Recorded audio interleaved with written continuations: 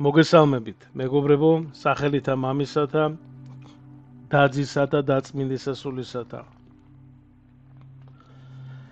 სანამ დავიწყებდეთ საუბარს, მინდა მოგმართოთ თხოვნით, გამოიწერეთ არხი, მოიწონეთ ვიდეო, გააზიარეთ ვიდეოები, რაც შეიძლება ბევრ და მეტ ადამიანს, რომ მოისმინონ ქართველებმა, ვინც საზღვარგარეთ ცხოვრობს, ვინც საქართველოში, ასევე უსინათლოებმაც მოისმინონ წმინდა წერილი, ბიბლია, ღვთის სიტყვა, ასევე ვისაც პრობლემები აქვს სმენასთან, ყველა ვიდეოში მაქვს მე ქართული სუბტიტრები და შეძლებათ რომ აქვს საშუალება რომ წაიკითხონ, შეიტანეთ თქვენი წვლილი ღვთის ნების და ღვთის სიტყვის გავრცელებაში, წმინდა წერილის და შეგეწიოთ უფალმა და ღმერთმა დაგლოცოთ. რა თქმა უნდა, მეორეს მხრივ ამით თქვენ დაეხმარებით არხის განვითარებაში და ესე იგი მინდა რომ რაც შეიძლება მეტი ვიყოთ ჩვენ, გავხდეთ 10,000 თუ საახალწლოდ მინდა რომ ესე იგი გავხდეთ უკვე 10,000 და რაც უფრო ბევრი ვიქნებით, უფრო კარგია რა თქმა უნდა და გაგახაროთ ღმერთმა. წინასწარ გიხდით დიდ მადლობას. დღევანდელი თემა არის შევისაუბრებთ მოციქულთა სწორ მარიამ მაგდალინელზე, ეს არის პირველი საუკუნე, წმინდა მენელსაცხებლე მოციქულთა სწორი მარიამ მაგდალინელი, ესე იგი მისი ხსენება არის 4 აგვისტოს და ჩვენ ვიწყებთ საუბარს და ესე იგი შეგვეციოს უფალმა.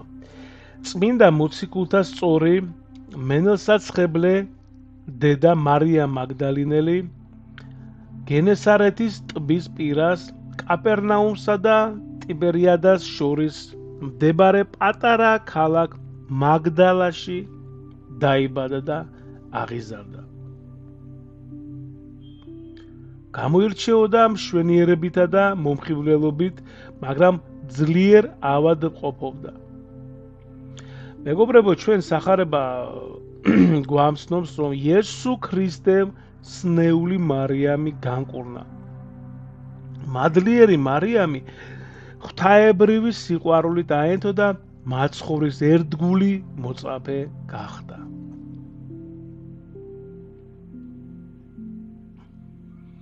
მარიამ მაგდალინელი თან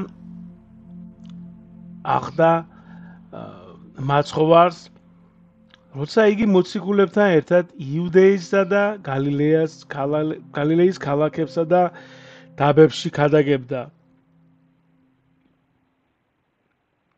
მარიამი ღვთისმშობელთან და სხვა მენელსაცხებლე დედებთან ერთად იდგა უფლის ჯვართან გოლგოთაზე ბოლომდე, ხო?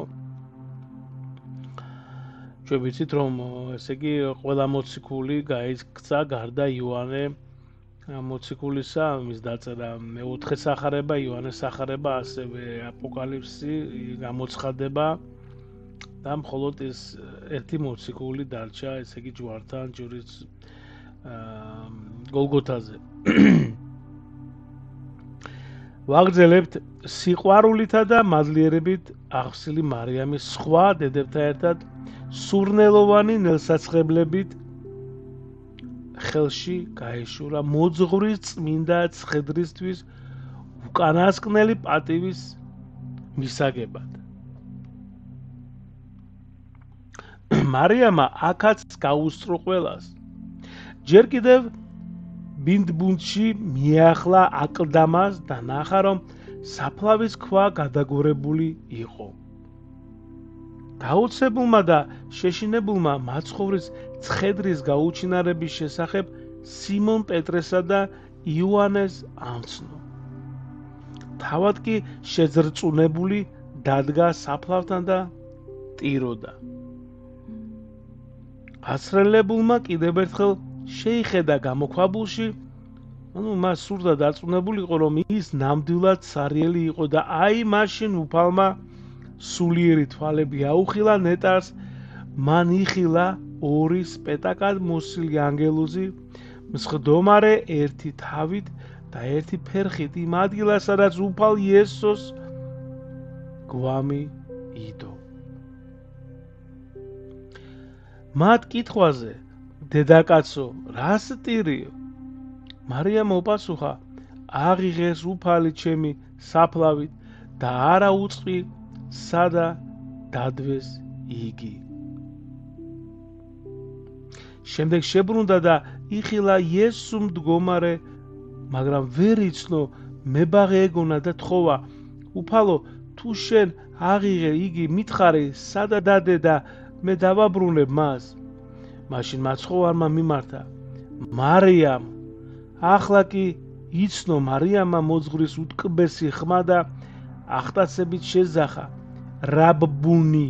რაბბუნი ებრაულად ნიშნავს მეგობრებო, ესე იგი მიმართა მას მოძღვარს, ნიშნავს მოძღვარო.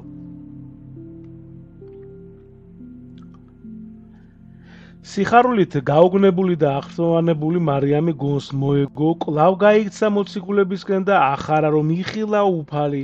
ეს იყო მეგობრებო აღდგომის პირველი ქადაგება ამ ქვეყნად. წმინდა გამოცემა მოგვითხრობს, რომ როცა სულიწმინდის მადლით აღსილმა მოციქულებმა დატოვეს იერუსალიმი და ქვეყნის სხვადასხვა კიდედ მოიშურეს საკადაგებლად, მარიამ მაგდალინელი რომში ჩავიდა. მან მთელი იტალია მოიარა სახარების ქადაგებით. ტიბერიუს კეისრის 14-17 კარზეც შეაღწია და ძღვნად წითელი კვერცხი მიართვა.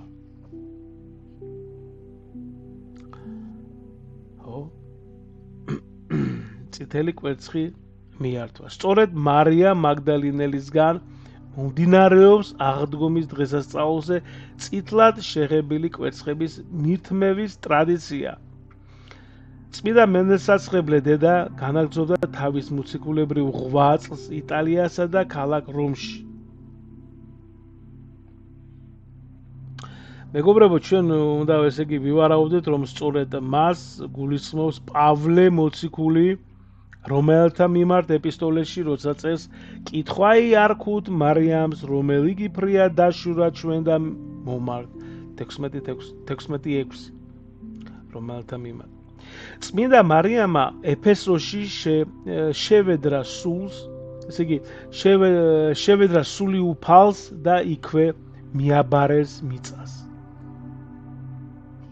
მისი უხრწნელი ნაწილები დაახლოებით მე-9 საუკუნეში გადაასვენეს ბიზანტიის იმპერიის დედაქალაქ კონსტანტინოპოლში და წმინდა ლაზარეს სახელობის მონასტრის საყდარში დააბრძანეს.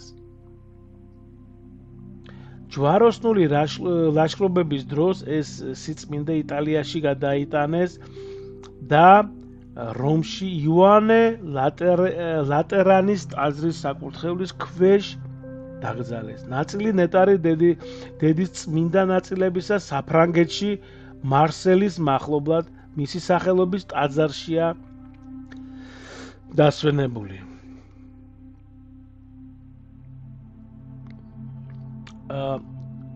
ღმერთმა დაგლოცოთ, ღმერთმა გაგახაროთ და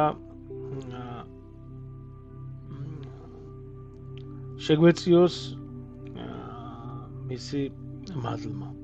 გაიხარეთ, დიდი მადლობა.